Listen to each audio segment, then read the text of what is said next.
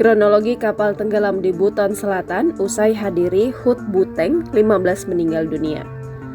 Kronologi tenggelamnya kapal di Teluk Mawasangka Tengah, Kabupaten Buton Tengah, Sulawesi Tenggara, Senin 24 Juli 2023. Kapal tenggelam tersebut mengangkut sekitar 40 penumpang usai menghadiri perayaan ulang tahun atau HUT Buteng Provinsi Sultra. Puncak HUT ke-9 Buton Tengah, Sulawesi Tenggara yang dimeriahkan sejumlah artis tersebut berlangsung di Kecamatan Mawasangka Tengah. Mayoritas penumpang kapal tenggelam tersebut adalah warga desa Lagili yang menyeberang dari desa Lanto untuk kembali ke desanya setelah menghadiri HUT Buteng Provinsi Sultra tersebut. Dilansir dari Tribun News Sultra, kronologi tenggelamnya kapal penyeberangan antar desa tersebut disampaikan Kepala Kantor Pencarian dan Pertolongan atau KPP Kendari, Muhammad Arafah dalam keterangan tertulisnya. Dalam peristiwa kapal tenggelam di Buton Tengah, Sulawesi Tenggara tersebut sebanyak 15 orang yang dinyatakan meninggal dunia. Sementara jumlah korban yang masih dalam pencarian 19 orang dari perkiraan sesuai laporan awal jumlah penumpang sebanyak 40 orang. Dari jumlah tersebut sebanyak 6 orang sudah ditemukan dalam kondisi selamat dan sementara menjalani perawatan di rumah sakit. Menurut Komsenter KPP Kendari, Arafah menerima informasi kapal tenggelam tersebut pada pukul 2.30 waktu Indonesia Tengah.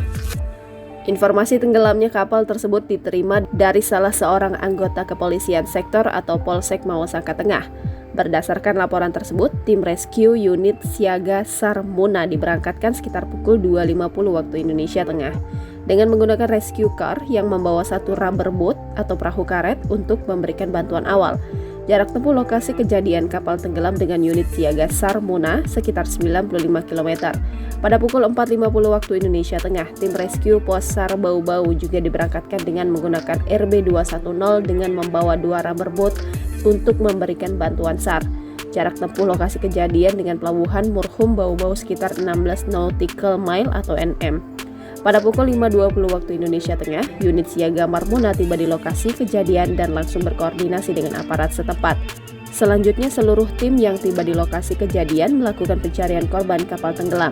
Menurutnya, pencarian dilakukan dengan membagi dua tim, yakni tim pertama melakukan penyelamatan di sekitar lokasi kejadian, tim kedua melakukan penyisiran di atas permukaan air di sekitar lokasi kejadian dengan menggunakan rubber boat dan longboat.